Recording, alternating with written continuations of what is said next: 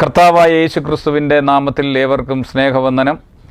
യേശു വാഴുന്നു എന്ന ഈ പ്രോഗ്രാമിലേക്ക് ഏവരെയും ഞാൻ സ്വാഗതം ചെയ്യുന്നു. ഈ സമയത്ത് നിങ്ങളോടൊപ്പം ആയിരിക്കാൻ കർത്താവ് എനിക്ക് തന്ന ഈ സമയത്തെ ഓർത്ത് ഞാൻ ദൈവത്തെ സ്തുതിക്കുന്നു. എത്ര വലിയ ഭാഗ്യമാണ് ഈ കർത്താവിനെ പറ്റി പറയുന്നതും കർത്താവിനെ പറ്റി ചിന്തിക്കുന്നതും. കാരണം അവൻ ചെയ്ത പ്രവൃത്തികളും അവൻ ചെയ്ത നന്മകളും നമ്മുടെ നാവുകൾ കൊണ്ട് വിവരിച്ചു തീർക്കുവാൻ പറ്റുന്നതല്ല. ഈ സമയത്ത് നിങ്ങളുടെ ഫോൺ സന്ദേശങ്ങളും നിങ്ങളുടെ കത്തുകളും യേശു നിങ്ങൾക്ക് ചെയ്യുന്ന അത്ഭുത പ്രവൃത്തികളും ഞങ്ങൾ അറിയുമ്പോൾ ഞങ്ങൾക്ക് വളരെ സന്തോഷമുണ്ട്. അത് ഞങ്ങൾക്ക് വളരെ പ്രചോദനം നൽകുന്നു. വീണ്ടും നിങ്ങൾ കത്തുകളും നിങ്ങളുടെ ആവശ്യങ്ങളും പ്രാർത്ഥനാ വിഷയങ്ങളും ഞങ്ങളെ അറിയിക്കുവാൻ മടിക്കരുത്. ഈ TV സ്ക്രീനിൽ കാണുന്ന നമ്പറുകളിൽ ബന്ധപ്പെടാവുന്നതാണ്. ലോകത്തിൻ്റെ എവിടെ നിന്നും ഞങ്ങളെ ബന്ധപ്പെടാം.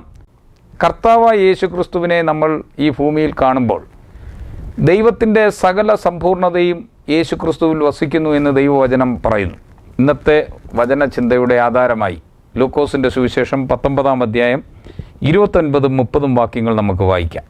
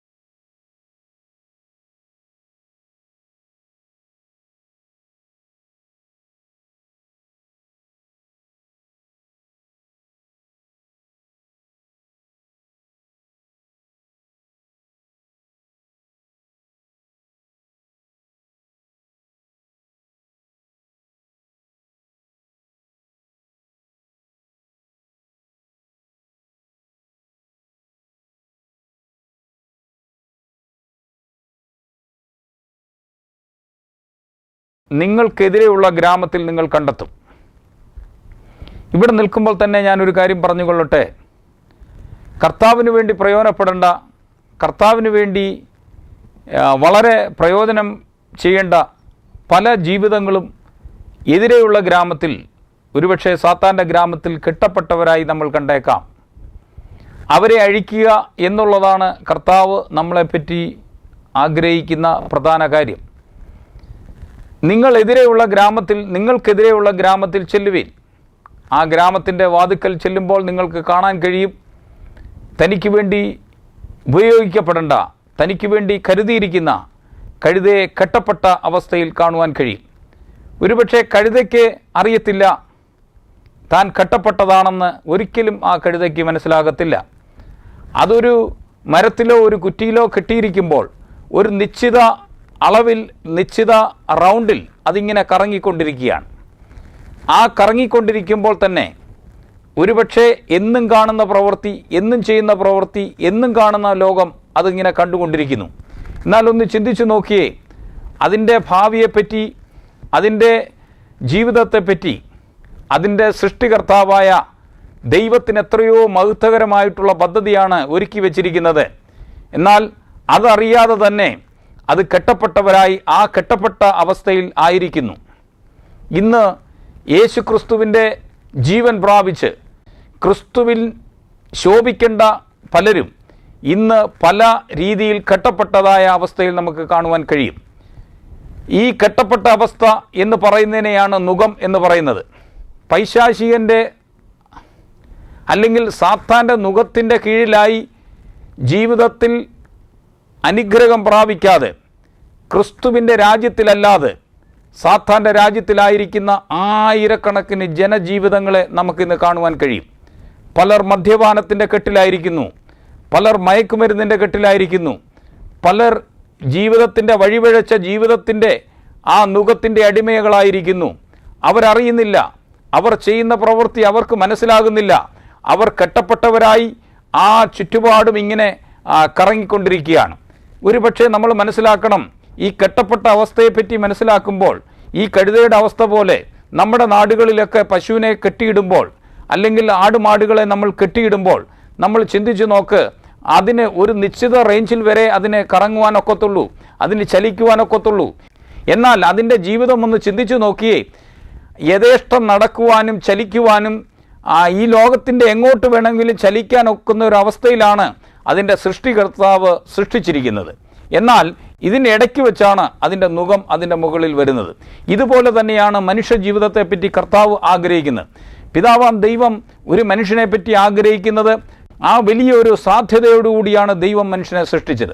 എന്നാൽ ഇതിനിടയ്ക്ക് വെച്ച് ആ പാപ സ്വഭാവം, ആദാമ്യ പാപത്തിൻ്റെ സ്വഭാവത്താൽ പാപം മനുഷ്യനിലേക്ക് കടക്കപ്പെടുവാനും ദൈവസ്നേഹവുമായിട്ടുള്ള ബന്ധം വിച്ഛേദിക്കപ്പെട്ടതിൻ്റെ ഫലമായി ദൈവസ്നേഹം മനുഷ്യനിൽ നിന്ന് നഷ്ടപ്പെട്ട് ദൈവിക ബന്ധം നഷ്ടപ്പെട്ടപ്പോൾ അറിയാതെ സാത്താൻ്റെ രാജ്യത്തിലാകുകയും അവൻ്റെ നുകത്തിൻ്റെ അടിമകളായി അനേകർ ഇന്ന് അറിയാതെ ജീവിക്കുകയാണ്.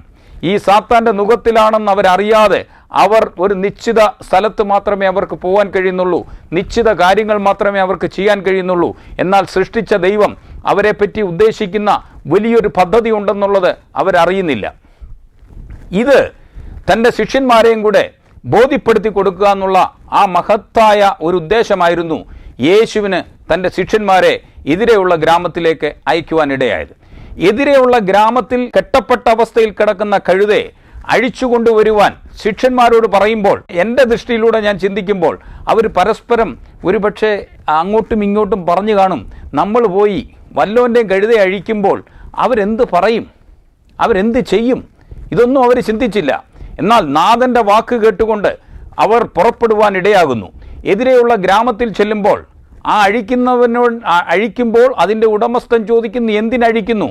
ഇത് ഞങ്ങളുടെ നാഥൻ ആവശ്യമുണ്ട്, ഞങ്ങളുടെ നാഥൻ യേശുവിന് ഈ കഴുതയും കൊണ്ട് ആവശ്യമുണ്ട് അന്ന് പറഞ്ഞാൽ വിടുമെന്ന് പറഞ്ഞ യേശുവിൻ്റെ വാക്ക് പോലെ തന്നെ സംഭവിക്കുന്നു. ഇന്നൊരു കാര്യം നമ്മൾ മനസ്സിലാക്കണം, യേശുവിൻ്റെ വാക്ക് കേട്ടുകൊണ്ട് നിന്റെ ജീവിതം മുമ്പോട്ട് വെക്കുമെങ്കിൽ, യേശുവിൻ്റെ വാക്ക് കേട്ടുകൊണ്ടൊരു കാര്യത്തിന് പുറപ്പെട്ടാൽ നിശ്ചയമായിട്ടും അതിന്മേൽ ഒരു അന്ധകാര ശക്തിക്കും അതിൻ്റെ മേൽ ആധിപത്യം സ്ഥാപിക്കുവാൻ പറ്റത്തില്ല. കാരണം അവരെപ്പറ്റി ദൈവം ഉദ്ദേശിക്കുന്ന, കർത്താവ് ഉദ്ദേശിക്കുന്ന ആ മഹത്വകരമായ ആ പദ്ധതിയിലേക്ക് അവരെ കർത്താവ് കൊണ്ടുവരിക തന്നെ ചെയ്യും. ഇവിടെ ശിഷ്യന്മാരെ അയക്കുമ്പോൾ ശിഷ്യന്മാർ നാഥൻ്റെ വാക്ക് കേട്ടുകൊണ്ട് പുറപ്പെടുകയാണ്. എതിരെയുള്ള ഗ്രാമത്തിൽ ചെല്ലുമ്പോൾ കഴുതയുടെ ഉടമസ്ഥൻ പറഞ്ഞയച്ചതുപോലെ എന്തിന് നിങ്ങൾ അഴിക്കുന്നു എന്നൊരു ചോദ്യം ഉയർക്കുന്നു. ഈ ചോദ്യത്തിനു മുമ്പിൽ യേശുനാഥൻ പറഞ്ഞ വാക്കുകൾ തൻ്റെ ശിഷ്യന്മാർ പറയുന്നു, യേശുവിന് ഈ കഴുതയും കൊണ്ട് ആവശ്യമുണ്ട്. യേശുനാഥൻ്റെ ഉത്തരവ് കേട്ടപ്പോൾ എതിരെയുള്ള ഗ്രാമത്തിൻ്റെ നേതാവിന് അല്ലെങ്കിൽ ഈ കഴുതയുടെ ഉടമസ്ഥന് എന്ന് അവകാശപ്പെടുന്നവന് തടഞ്ഞു വെക്കുവാൻ കഴിഞ്ഞില്ല. കർത്താവായ യേശുക്രിസ്തുവിൻ്റെ നാമത്തിൽ സാത്താൻ്റെ രാജ്യത്തിലായിരിക്കുന്ന നമ്മളുടെ അവകാശം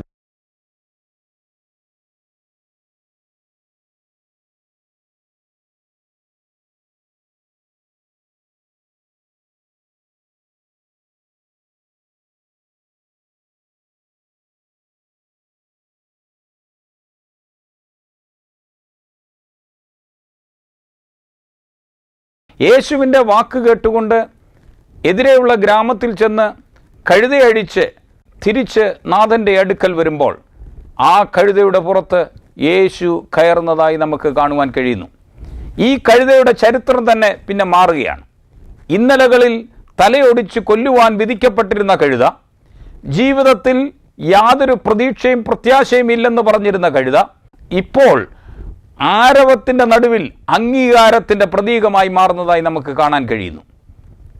ഒരു കാലത്ത് അവഗണിക്കപ്പെട്ടതായി കിടന്ന സമൂഹം ഉൾക്കൊള്ളാതെ സമൂഹത്തിൻ്റെ ഒരു നല്ല സ്ഥാനത്ത് നിൽക്കുവാൻ പോലും കഴിയാതിരുന്ന ഈ കഴുതയെ യേശു കയറിയപ്പോൾ അതിന് മാന്യതയുള്ളതായിത്തീരുന്നു.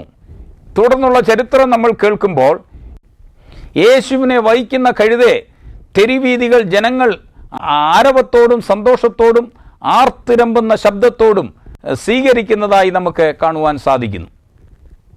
ദൈവവേദലേ, ജീവിതത്തിൽ അവഗണിക്കപ്പെടുന്ന ഒരവസ്ഥയിലാണ് ജീവിതമെങ്കിൽ ഇന്നെന്നെ കണ്ടുകൊണ്ടിരിക്കുന്ന സഹോദര സഹോദരി, ആർക്കും വേണ്ടാത്ത അവഗണിക്കപ്പെടുന്ന വ്യക്തിയായിട്ടാണ് താങ്കളെപ്പറ്റി ലോകം കരുതുന്നതെങ്കിൽ ഒരു സന്തോഷ വാർത്ത ഞാൻ നിങ്ങളോട് പറയട്ടെ. യേശുവിന് നിന്നെ കൊണ്ട് ആവശ്യമുണ്ട്. സാഹചര്യങ്ങളാൽ ഒരുപക്ഷെ അറിയാതെ സാത്താൻ്റെ രാജ്യത്തിലായിപ്പോയി മദ്യപാനത്തിനോ ഈ ലോകത്തിലെ ഏതെങ്കിലും ജയിക്കാൻ കഴിയാത്ത ഒരവസ്ഥയിലോ ആണ് ഈ ശബ്ദം നിങ്ങൾ കേൾക്കുന്നതെങ്കിൽ നിശ്ചയമായിട്ടും യേശു നിന്നെ വിടുവിക്കുവാൻ സന്നദ്ധനായി നിൽക്കുന്നു. യേശുവിൻ്റെ വാക്കിൻ്റെ മുമ്പിൽ നിന്നെ തടഞ്ഞു വച്ചിരിക്കുന്ന ഒരു ശക്തിക്കും നിന്നെ പിടിച്ചു കെട്ടുവാൻ കഴിയത്തില്ല. നിന്നെ അതിൽ നിന്ന് സ്വതന്ത്രനാക്കുവാൻ എൻ്റെ യേശുവിന് പദ്ധതിയുണ്ട്. അതുകൊണ്ട് താങ്കൾ ചെയ്യേണ്ട പ്രധാന ഘടകം, യേശുവേ എൻ്റെ ജീവിതത്തിലേക്ക് വരണമെന്ന് പറഞ്ഞാൽ നിശ്ചയമായിട്ടും അവൻ നിന്നെ വിടുവിക്കുവാൻ വിശ്വസ്തനായി നിൽക്കുന്നു. ഇവിടെ യേശുവിന് യാത്ര ചെയ്യേണ്ട, യേശുവിന് പ്രയോജനപ്പെടേണ്ട കഴുത മറ്റൊരു എതിരെയുള്ള ഗ്രാമത്തിൽ കെട്ടപ്പെട്ട അവസ്ഥയിൽ കിടക്കുമ്പോൾ യേശു അത് കണ്ടിട്ട് അവഗണിക്കപ്പെടുന്ന അവസ്ഥയിൽ പോയില്ല. തനിക്ക് വേണ്ടി വേർതിരിച്ചതിനെ എല്ലാം ചേർക്കുക എന്നുള്ള ഒരു പദ്ധതി യേശുവിന് ഈ ഭൂമിയിൽ വെച്ചുണ്ടായിരുന്നു. അത് താൻ സഞ്ചരിക്കുവാനുള്ള കഴുതയായാലും തൻ്റെ കൂടെ കൂട്ടിച്ചേർക്കേണ്ട ശിഷ്യന്മാരായാലും തൻ്റെ കൂടെ ചേർക്കേണ്ടത് ആരൊക്കെയാണെങ്കിലും ദൈവരാജ്യത്തിന് പ്രയോജനപ്പെടേണ്ടവരെ സകലരെയും പിതാവ് പദ്ധതി വച്ചിരിക്കുന്നത് പോലെ ലോകസ്ഥാപനത്തിനു മുമ്പ് കണ്ടിരിക്കുന്ന സകലരെയും യേശു ചേർക്കുന്നതായി നമുക്ക് കാണുവാൻ സാധിക്കുന്നു. യേശുവിനെയും വഹിച്ചുകൊണ്ട് ഈ കഴുത പോകുമ്പോൾ കഴുതയുടെ ചെവിയിൽ ഒരു ശബ്ദം കേൾക്കാം. കർത്താവിൻ്റെ നാമത്തിൽ വരുന്ന രാജാവ് വാഴ്ത്തപ്പെട്ടവൻ.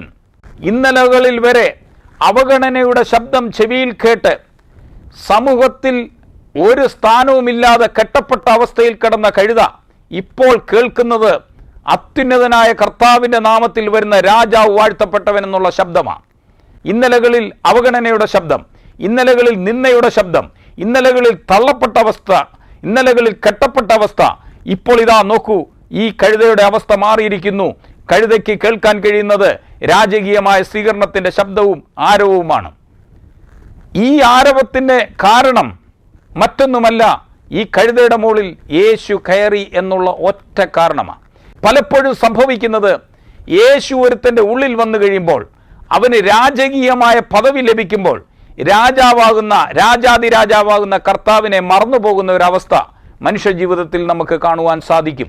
സഹോദരാ സഹോദരി, നിന്റെ ജീവിതത്തിൻ്റെ നന്മയുടെ, നിന്റെ ഈ മാന്യതയുടെ, നിന്റെ ഈ സ്ഥാനമാനങ്ങളുടെ എല്ലാം കാരണം നിന്നിൽ യേശു വന്നു എന്നുള്ളത് മാത്രമാണ്. ഇതിനാണ് കൃപ. പ്രവർത്തികൾ കൊണ്ട് നേടിയെടുത്തതല്ല, ഒരുപാട് കർമ്മങ്ങൾ കൊണ്ട് ചെയ്തെടുത്തതല്ല, ദൈവസ്നേഹത്തിൻ്റെ ഒരു പ്രവൃത്തിയാണ്. ദൈവസ്നേഹത്തിൻ്റെ പ്രവൃത്തിയാലാണ് ഈ യേശു അങ്ങയുടെ ജീവിതത്തിൽ വരുവാനിടയായത്. ആ യേശു വന്നപ്പോൾ മുതലാണ് ജീവിത സാഹചര്യങ്ങൾ മാറാനിടയായത്. ചരിത്രത്തെ എടുത്തു നോക്കിക്കോ, ലോകത്തെ എടുത്തു നോക്കിക്കോ, യേശു വന്ന ആ വീടുകളിൽ, യേശു വന്ന വ്യക്തികളിൽ, യേശു വന്ന രാഷ്ട്രങ്ങളിൽ മാറ്റങ്ങൾ സംഭവിച്ചിട്ടുണ്ട്. ഇന്ന് ലോകത്തിൽ നമുക്ക് പലയിടങ്ങളിലും യേശു വന്ന ആ വ്യക്തി ജീവിതങ്ങളെയും യേശു വരാത്ത ജീവിതങ്ങളും തമ്മിൽ വളരെ വ്യക്തമായി നമുക്ക് അറിയുവാൻ കഴിയും. രാജ്യങ്ങളിൽ അതിൻ്റെ വ്യത്യാസം കാണുവാൻ കഴിയും, വ്യക്തി ജീവിതങ്ങളിൽ അതിൻ്റെ വ്യത്യാസം കാണുവാൻ കഴിയും. കൊറിയ എടുത്തു നോക്കിക്കോ, സൗത്ത് കൊറിയയും നോർത്ത് കൊറിയയും തമ്മിലുള്ള വ്യത്യാസം നോക്കിക്കോ. സൗത്ത് കൊറിയയിൽ യേശുവിനെ ആരാധിക്കുമ്പോൾ, സൗത്ത് കൊറിയ ഇന്ന് ലോകത്തിലെ ഒരു സാമ്പത്തിക വൻശക്തിയായി അത് മാറുമ്പോൾ, മറ്റ് രാജ്യത്ത് യേശുവിന് സ്വാതന്ത്ര്യമില്ലാതെ ദൈവവചനത്തിന് ശക്തിയെ ത്യജിക്കുമ്പോൾ ആ രാജ്യം എത്രമാത്രം താഴോട്ട് പോകുന്നതായി നമുക്ക് കാണാൻ കഴിയും. യേശുവിനെ ഉയർത്തിപ്പിടിച്ച ലോകത്തിലെ പാശ്ചാത്യ രാജ്യങ്ങൾ യേശുവിനാൽ ഉയർത്തപ്പെടുവാൻ ഇടയാകുന്നതായി നമുക്ക് കാണാൻ കഴിയും.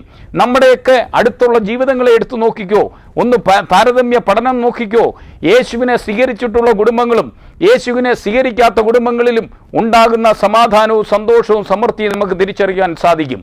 യേശു ഒരു വ്യക്തിയുടെ ജീവിതത്തിൽ വന്നാൽ ആ വ്യക്തിക്ക് മാന്യതയുടെയും സമാധാനത്തിൻ്റെയും സന്തോഷത്തിൻ്റെയും ജീവിതമാക്കി മാറ്റും. അതുപോലെ തന്നെ യേശുവിനെ ആര് തള്ളിക്കളയുന്നുവോ ആ ആളിൻ്റെ ജീവിതത്തിൽ ദുഃഖവും പ്രയാസവും കഷ്ടതയും നമുക്ക് കാണുവാൻ സാധിക്കും. അത് വ്യക്തി ജീവിതമായിക്കോട്ടെ, കുടുംബമായിക്കോട്ടെ, രാഷ്ട്രമായിക്കോട്ടെ, എന്തുമായിക്കൊള്ളട്ടെ, യേശുവിനെ സ്വീകരിക്കുന്നവർക്കുള്ള വ്യത്യാസവും യേശുവിനെ സ്വീകരിക്കാത്തവരും തമ്മിലുള്ള വ്യത്യാസം ഈ ലോകം തെളിയിച്ചു കൊണ്ടിരിക്കുക. ഇവിടെ കഴുതയാണ്, കെട്ടപ്പെട്ട അവസ്ഥയിലാണ്. എന്നാൽ യേശു അതിൻ്റെ കെട്ടഴിച്ചപ്പോൾ, യേശു അതിൻ്റെ മുകളിൽ വന്നപ്പോൾ മാന്യതയുടെയും മഹത്വത്തിൻ്റെയും ഒരു രാജകീയമായ സ്വീകരണം ഒരു കഴുതയ്ക്ക് ലഭിക്കുമ്പോൾ ആ കഴുത തന്നെ ജീവിതത്തിൽ ആനന്ദിക്കുന്നതായി കാണുവാൻ ഇടയാകുന്നുണ്ട്. പലപ്പോഴും മനുഷ്യ ജീവിതത്തിൽ ഉണ്ടാകുന്ന പരാജയങ്ങളിലൊന്ന് തൻ്റെ മുകളിലുള്ള ആ രാജാതിരാജാവിനെ പലപ്പോഴും മറന്നു പോകുന്ന ഒരവസ്ഥയാണ് മനുഷ്യ ജീവിതത്തിലുള്ളത്. യേശു ചെയ്ത നന്മകളെ, യേശു ചെയ്ത കൃപകളെ പലപ്പോഴും സ്വന്തം പ്രവൃത്തിയാക്കി എൻ്റെ കൈവരുതിനാൽ ഞാൻ അധ്വാനിച്ച് നേടി, ഞാൻ പ്രവർത്തിച്ച് നേടി, ഞാൻ ചെയ്തു എന്നുള്ള ഞാനെന്നുള്ള ഭാവം കടന്നു വരുന്നതിനാൽ പലപ്പോഴും പരാജയങ്ങളാണ് സംഭവിക്കുന്നത്. കർത്താവ് ചെയ്ത ഔദാര്യമായി തന്ന നന്മകളെ, ദൈവത്തിൻ്റെ സ്നേഹത്തിൻ്റെ പ്രവൃത്തിയാകുന്ന കൃപകളെ അവഗണിച്ചുകൊണ്ട് സ്വന്തം കൈവരുതായി, സ്വന്തം കരുത്തായി, സ്വന്തം ശക്തിയായി പലരും എടുത്തു പറയുമ്പോഴാണ് പല പ്രയാസങ്ങളും പലയിടത്തും സംഭവിച്ചു കൊണ്ടിരിക്കുന്നത്. എന്നാൽ ഈ കൃപയെപ്പറ്റി മനസ്സിലാക്കുമ്പോൾ, ഈ ദൈവസ്നേഹത്തിൻ്റെ പ്രവൃത്തിയെ മനസ്സിലാക്കുമ്പോൾ, അർഹതയില്ലാത്തടത്തുനിന്ന് കെട്ടഴിച്ച് എന്നെ മാനിച്ച ദൈവത്തെ സ്തുതിക്കുവാൻ തുടങ്ങുമ്പോൾ നമ്മൾ ദിനം പ്രതി അവൻ്റെ കൃപയിൽ നിന്ന് കൃപയിലേക്ക് പെരുകുന്നതായി നമുക്ക് കാണുവാൻ സാധിക്കും. എന്നാൽ നിർഭാഗ്യവശാൽ സാത്താൻ്റെ മണ്ഡലം ഈ ദൈവമക്കളെന്ന് പറയുന്നവരെ പോലും ഇൻഫ്ലുവൻസ് ചെലുത്തുന്ന ഒരു ലോകത്തിൽ നമുക്ക് കാണുവാൻ സാധിക്കുന്നുണ്ട്. പല ശുശ്രൂഷകർ പോലും അറിയാതെയോ അറിഞ്ഞോ പറയുന്ന പല കാര്യങ്ങളും ഞാൻ കേട്ടിട്ടുണ്ട്. ഞാൻ ഒരുപാട് ഉപവസിച്ചതുകൊണ്ട് ഞാനിത് നേടി, ഞാൻ പ്രാർത്ഥിച്ചതുകൊണ്ട് ഞാൻ നേടി. പ്രാർത്ഥിച്ചു, ഉപവസിച്ചു, സത്യമാണ്. എന്നാൽ പ്രാർത്ഥിച്ചതും ഉപവസിച്ചതിനും അപ്പുറമായി ദൈവസ്നേഹത്തിൻ്റെ ഒരു പ്രവൃത്തിയാണ് നമുക്ക് കാണുവാൻ കഴിയുന്നത്. ദൈവത്തിന് നമ്മളുള്ള സ്നേഹത്തിൻ്റെ ഭാഗമാണ്, ദൈവത്തിന് നമ്മളുള്ള സ്നേഹത്തിൻ്റെ പ്രവൃത്തിയാണ്. ഒരുപക്ഷെ ഉപവസിക്കേണ്ട, പ്രാർത്ഥിക്കേണ്ട എന്നുള്ള അർത്ഥമല്ല ഞാൻ പറഞ്ഞത്. പലപ്പോഴും ദൈവമക്കളെന്ന് അവകാശപ്പെടുന്നവരിൽ പോലും സാത്താൻ അവൻ്റെ ഇൻഫ്ലുവൻസ് ചെലുത്തി എൻ്റെ കൈവരുതിനാൽ, എൻ്റെ പ്രാർത്ഥനയുടെ മിടുക്കിനാൽ, എൻ്റെ ഉപവാസത്തിൻ്റെ മിടുക്കിനാൽ ഞാൻ നേടിയെന്ന് പറയുന്ന പല ശുശ്രൂഷകർ പോലും എനിക്ക് കേൾക്കുവാൻ പലപ്പോഴും സാധിച്ചിട്ടുണ്ട്. എന്നാൽ നമ്മളുടെ ഉപവാസത്തിൻ്റെ വലിപ്പമോ, നമ്മുടെ പ്രാർത്ഥനയുടെ വലിപ്പമോ, നമ്മളുടെ ദൈവ വചനത്തിൻ്റെ പഠനങ്ങളോ ഒന്നുമല്ല, അവൻ്റെ കൃപയാണ്. അവൻ നമ്മളെ സ്നേഹിച്ചതുകൊണ്ടാണ് നമുക്ക് ഉപവസിക്കാൻ പറ്റിയത്. അവൻ നമ്മളെ സ്നേഹിച്ചതുകൊണ്ടാണ് നമുക്ക് പ്രാർത്ഥിക്കാൻ കഴിഞ്ഞത്. അവൻ നമ്മുടെ കെട്ടഴിച്ചതുകൊണ്ടാണ് നമുക്ക് പ്രാർത്ഥിക്കാൻ കഴിഞ്ഞത്. അവൻ നമ്മുടെ കെട്ടഴിച്ചതുകൊണ്ടാണ് നമുക്ക് ഉപവസിക്കാൻ കഴിഞ്ഞത്. അതുകൊണ്ട് എപ്പോഴും നമ്മളിലേക്ക് സാത്താൻ ഇടുന്ന ഇൻഫ്ലുവൻസ്, പ്രത്യേകിച്ച് സ്പിരിച്വൽ പ്രൈഡ്, വളരെ ശ്രദ്ധിക്കേണ്ട ഒരു മാറ്ററാണ്. അത് നമ്മുടെ ഹൃദയങ്ങളിലേക്ക് പിശാച് കയറ്റിവിട്ടിട്ട് ഞാനും എൻ്റെ കൈകൾ കൊണ്ടും സമ്പാദിച്ച ഈ പദ്ധതി എന്ന് ഹൃദയത്തിൽ നിരൂപിക്കുവാനും ചിന്തിക്കുവാനും തുടങ്ങുമ്പോൾ വളരെ ശ്രദ്ധിച്ചു നോക്കണം. ആ സമയം മുതൽ നാശം നമ്മുടെ ജീവിതത്തിൽ കാണുവാൻ സാധിക്കും. ദൈവ പൈതലാണെങ്കിലും ജീവിതത്തിൽ അനുഗ്രഹം പ്രാപിക്കാതിരിക്കുന്നതിൻ്റെ ഒരു കാരണം ഇതുതന്നെയാണ്. എൻ്റെ പ്രവൃത്തികൾ കൊണ്ട്, എൻ്റെ കഴിവുകൊണ്ട് ഞാൻ നേടിയെന്ന് ഒരാൾ ചിന്തിക്കുവാൻ തുടങ്ങുമ്പോൾ ആ ആളിൻ്റെ ജീവിതത്തിൽ പരാജയങ്ങൾ തുടങ്ങി എന്നാണ് അതിൻ്റെ അർത്ഥം. എന്നാൽ ഞാൻ അനുഭവിക്കുന്നതെല്ലാം പൗലോസ് പറയുന്നത് പോലെ ദൈവത്തിൻ്റെ കൃപയാണെന്ന് മനസ്സിലാക്കിക്കൊണ്ട് ആ കൃപയിൽ ആശ്രയിക്കുകയും, കർത്താവെ നീ എന്നെ സ്നേഹിക്കുന്നത് കൊണ്ടാണ് എനിക്കിതെല്ലാം സാധിച്ചത്, നീ എന്നെ സ്നേഹിക്കുന്നത് കൊണ്ടാണ് എനിക്ക് പ്രാർത്ഥിക്കാൻ കഴിയുന്നത്, നീ എന്നെ സ്നേഹിച്ചത് കൊണ്ടാണ് നിന്നോടൊപ്പം ഇരിക്കുവാൻ കഴിഞ്ഞത്, നിന്നോടൊപ്പം ഉപവസിക്കുവാൻ, നിന്നോടൊപ്പം പ്രാർത്ഥിക്കുവാൻ എനിക്ക് സാധിച്ചത് നീ എന്നെ സ്നേഹിക്കുന്നത് കൊണ്ടാണെന്നുള്ള ആ ചിന്ത നമ്മളിൽ ഡെവലപ്പ് ചെയ്യുകയും അങ്ങനെ ക്രിസ്തുവിനോടൊപ്പം ചേർന്ന് ജീവിക്കുമെങ്കിൽ അനുഗ്രഹമായ ഒരു ജീവിതം നയിക്കുവാൻ നമുക്ക് സാധിക്കും. ദൈവ പൈതലേ, ദൈവം നിന്നെ സ്നേഹിക്കുന്നു, യേശു നിന്നെ സ്നേഹിക്കുന്നു. ഒരു നാളും തള്ളാത്തവൻ, ഒരു നാളും അനാഥനായി വിടാത്തവൻ. നിൻ്റെ ഏതവസ്ഥയായിക്കൊള്ളട്ടെ, ഏത് കെട്ടപ്പെട്ട അവസ്ഥയായിക്കൊള്ളട്ടെ, ഇന്ന് ഈ ശബ്ദം കേൾക്കുമ്പോൾ ഉറപ്പിച്ച് ഞാനൊരു കാര്യം പറയാം. ആ കഴുതയെ അഴിക്കുവാൻ യേശുവിന് മനസ്സ് തോന്നിയെങ്കിൽ കഴുതയേക്കാളും എത്രയോ മഹത്വകരമായ ജീവിതത്തിനുടമയാണ് നിങ്ങൾ. നിങ്ങളെപ്പറ്റി ദൈവത്തിന് വലിയ പദ്ധതിയുണ്ട്. ഒരുപക്ഷെ മദ്യപാനത്തിൻ്റെ കെട്ടിലായിരിക്കാം, അല്ലെങ്കിൽ ഈ ലോകത്തിലെ കടഭാരത്തിൻ്റെ കെട്ടിലായിരിക്കാം, അല്ലെങ്കിൽ ജീവിതത്തിൽ ഡിവോഴ്സിൻ്റെ വക്കിലായിരിക്കാം. ഏതവസ്ഥയിലായാലും ഈ അവസ്ഥയെ മാറ്റുവാൻ കർത്താവിന് പദ്ധതിയുണ്ട്. അവൻ്റെ അഭിഷേകം സകല നുകങ്ങളെയും ഒടിച്ചു കളയുന്നതാ. സാത്താൻ വെച്ചിരിക്കുന്ന സകല നുകങ്ങളെയും യേശുവിൻ്റെ അഭിഷേകം ഉടച്ചു കളയും. അതുകൊണ്ട് ഭയപ്പെടേണ്ട, യേശു നിന്നെ സ്നേഹിക്കുന്നു. ഏതവസ്ഥയിലായിക്കൊള്ളട്ടെ, ഏത് സാഹചര്യങ്ങളിലായിക്കോട്ടെ, ഇപ്പോൾ പറയുക, കർത്താവെ ഞാൻ നിനക്ക് വിലപ്പെട്ടവനാ, കർത്താവെ നീ എന്നെ സ്നേഹിക്കുന്നതാണ്, നീ എന്നെ സ്നേഹിച്ചതുകൊണ്ടാണ് ഞാൻ ഇന്ന് ഈ ടി വിയുടെ മുമ്പിൽ വരാനിടയായത്, നീ എന്നെ സ്നേഹിച്ചതുകൊണ്ടാണ് ഈ ശബ്ദം കേൾക്കുവാനിടയായത്. ബ്ലസൻ ബ്രദറിൻ്റെ ശബ്ദമല്ല, ഇത് യേശുവിൻ്റെ ശബ്ദമാണ് നിന്നോട് സംസാരിച്ചു കൊണ്ടിരിക്കുന്നത്. യേശു നിന്നെ സ്നേഹിക്കുന്നു, ഒരു നാളും തള്ളത്തില്ല, ഒരു നാളും അനാഥനായി വിടത്തില്ല. അവൻ്റെ കൈകളിലേക്ക് ഏൽപ്പിക്കുവാൻ ഇന്ന് മനസ്സുണ്ടോ? അവൻ്റെ കൈകളിലേക്ക് ഏൽപ്പിക്കുവാൻ ഇന്ന് മനസ്സുണ്ടോ? സാഹചര്യങ്ങളെ മാറ്റുന്നവൻ, കെട്ടുകളെ അഴിക്കുന്നവൻ, മനുഷ്യപുത്രൻ ഇന്ന് ഈ ഭൂമിയിൽ വന്നത് തന്നെ ആ കെട്ടുകളെ അഴിക്കുന്നവൻ, സാത്താൻ്റെ പ്രവൃത്തികളെ അഴിപ്പാൻ മനുഷ്യപുത്രൻ പ്രത്യക്ഷനായി എന്നുള്ള ദൈവവചനത്തിൻ്റെ ശക്തി തിരിച്ചറിയാൻ പോവുക. യേശുവേ, എൻ്റെ ജീവിതത്തിലേക്ക് വരണമേ, എൻ്റെ ഈ അവസ്ഥയിൽ നിന്ന് എന്നെ വിടുവിക്കണമേ, എൻ്റെ ഈ സാഹചര്യത്തിൽ നിന്ന് വിടുവിക്കുവാൻ ഈ ലോകത്തിൽ ഒരുവന് മാത്രമേ കഴിയത്തുള്ളൂ, അത് അങ്ങയ്ക്കാണ്. യേശുവേ, എൻ്റെ ജീവിതത്തിലേക്കൊന്ന് വരണമേ, എന്നെ ഒന്ന് വിടിവിക്കണമേ എന്ന് ഈ നിമിഷം പറയുമെങ്കിൽ ഇന്നു മുതൽ വ്യത്യാസങ്ങൾ കാണാൻ കഴിയും. അനുഗ്രഹീതമായ രാജകീയമായ സ്വീകരണത്തോടുകൂടി എല്ലായിടത്തും കർത്താവ് നടത്തും. എല്ലായിടത്തും എല്ലായ്പ്പോഴും യേശു മുഖാന്തരം ജയമെന്ന് പറയുവാൻ തക്കവണ്ണം അങ്ങയെ യേശു ശക്തനാക്കി തീർക്കും. നമുക്ക് പ്രാർത്ഥിക്കാം. ഏതവസ്ഥയിലായിക്കൊള്ളട്ടെ, കടഭാരമായിക്കൊള്ളട്ടെ, രോഗമായിക്കൊള്ളട്ടെ, ജീവിതത്തിൻ്റെ ഏത് വിഷയമായിക്കൊള്ളട്ടെ, ഞങ്ങളിപ്പോൾ നിങ്ങൾക്ക് വേണ്ടി പ്രാർത്ഥിക്കാൻ പോവുക. ഇപ്പോൾ തന്നെ പ്രാർത്ഥിച്ചാട്ടെ, എല്ലാവരും പ്രാർത്ഥിച്ചാട്ടെ. ഇപ്പോൾ പ്രാർത്ഥിക്കുമ്പോൾ നിങ്ങൾ രോഗികളാണെങ്കിൽ രോഗമുള്ള ഭാഗത്ത് നിങ്ങളുടെ കൈകൾ വെക്കണം. നിങ്ങളുടെ കൈകൾ ബലഹീനമായിരിക്കാം, ഞങ്ങളുടെ പ്രാർത്ഥനയുടെ മിടുക്കുകൊണ്ടുമല്ല. എന്നാൽ യേശു ജീവിക്കുന്നു. ആ യേശുവിൻ്റെ കരം ആ രോഗിയുടെ മുകളിൽ വരും. ആ രോഗമുള്ള ഭാഗത്ത് യേശുവിൻ്റെ കരം വരും. ഇന്ന് തന്നെ നിങ്ങൾക്ക് അത്ഭുതത്തിൻ്റെ സാക്ഷ്യം കേൾക്കാൻ ഇടയാവും. നിങ്ങൾ യേശു ചെയ്യുന്ന പ്രവൃത്തികൾ ഞങ്ങളെ ഒന്ന് അറിയിച്ചാൽ ഞങ്ങൾക്കൊരു സന്തോഷമായിരിക്കും. നമുക്ക് പ്രാർത്ഥിക്കാം. പ്രിയ പിതാവേ, യേശുവിൻ്റെ നാമത്തിൽ ഞങ്ങൾ വരുന്നു. കെട്ടുകളെ അഴിക്കുവാൻ ശക്തനായവൻ അങ്ങ് മാത്രമാണ്. അങ്ങയുടെ നാമത്തിൽ രോഗികൾ സൗഖ്യമാവും. അങ്ങയുടെ നാമത്തിൽ പീഡിതർ സ്വതന്ത്രരാകും. അങ്ങയുടെ നാമത്തിൽ സകല കടഭാരങ്ങളും മാറും. യേശുവിൻ്റെ നാമത്തിൽ രോഗികൾ സൗഖ്യമാകട്ടെ. യേശുവിൻ്റെ നാമത്തിൽ കടഭാരത്തിലിരിക്കുന്നവർ അതിൽ നിന്ന് പുറത്തു വരട്ടെ. യേശുവിൻ്റെ നാമത്തിൽ പലവിധമായ പാപ സ്വഭാവത്തിൽ കഴിയുന്നവർ, എന്നെ കണ്ടുകൊണ്ടിരിക്കുന്നവർ യേശുവിൻ്റെ നാമത്തിൽ സ്വതന്ത്രരായി തീരട്ടെ. യേശു ക്രിസ്തുവിനാൽ അനുഗ്രഹീതമായ രാജകീയമായ ജീവിതം നയിക്കുവാൻ, യേശുവിനാൽ വാഴുവാൻ ഈ ജനതയെ യേശുവിൻ്റെ നാമത്തിൽ ഞാൻ അനുഗ്രഹിച്ച് പ്രാർത്ഥിക്കുന്നു. കർത്താവെ, നീ ചെയ്യുന്ന വലിയ പ്രവൃത്തികൾക്കായി നന്ദിയോടെ സ്തോത്രം. അത്ഭുതം യേശുവിൻ്റെ നാമത്തിൽ സംഭവിച്ചിരിക്കുന്നത് കൊണ്ട് സ്തോത്രം. കർത്താവ് ചെയ്യുന്ന വലിയ പ്രവൃത്തികൾക്കായി സ്തോത്രം. കർത്താവിൻ്റെ രാജ്യത്തിലെ ശോഭിക്കുന്ന മാനപാത്രങ്ങളാക്കി തീർത്തത് കൊണ്ട് സ്തോത്രം. സകല മഹത്വം യേശുവിന്, സകല യേശു ക്രിസ്തുവിൻ നാമത്തിൽ തന്നെ.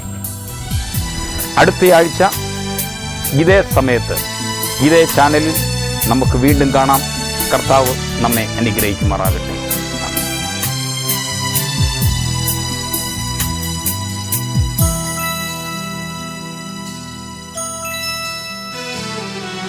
അസാധ്യങ്ങളെ സാധ്യമാക്കുന്ന യഹോവ ജീവിക്കുന്നു. അസാധ്യങ്ങളെ സാധ്യമാക്കുന്ന യഹോവ ജീവിക്കുന്നു. അവൻ അത്ഭുത മന്ത്രി, വീരനാം ദൈവം, നിത്യപിതാവല്ലയോ. അവൻ അത്ഭുത മന്ത്രി, വീരനാം ദൈവം, നിത്യപിതാവല്ലയോ. അസാധ്യങ്ങളെ സാധ്യമാക്കുന്ന യഹോവ ജീവിക്കുന്നു.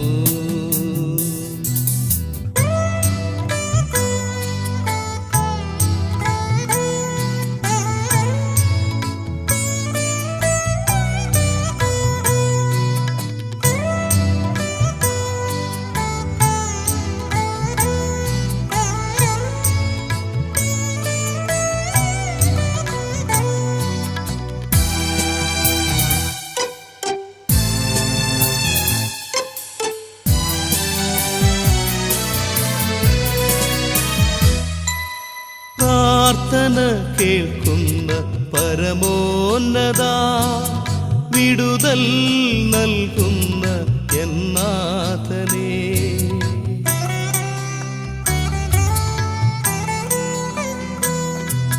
പ്രാർത്ഥന കേൾക്കുന്ന പരമോന്നത, വിടുതൽ നൽകുന്ന എന്നാഥനേ. ആർത്തിയോടെ ഞാൻ വന്നിടുന്നു, യേശുവേ എന്നെ താങ്ങണമേ. ആർത്തിയോടെ ഞാൻ വന്നിടുന്നു, യേശുവേ എന്നെ താങ്ങണമേ. അസാധ്യങ്ങളെ സാധ്യമാക്കുന്ന യഹോവ ജീവിക്കുന്നു.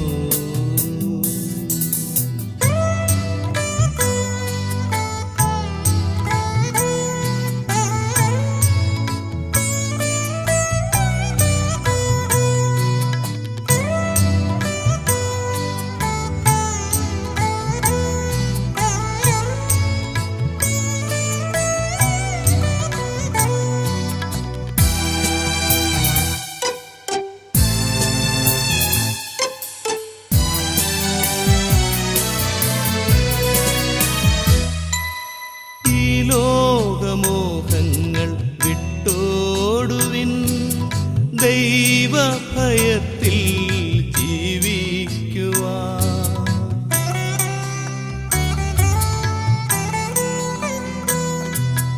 ഈ ലോകമോഹങ്ങൾ വിട്ടോടുവിൻ, ദൈവഭയത്തിൽ ജീവിക്കുവാൻ.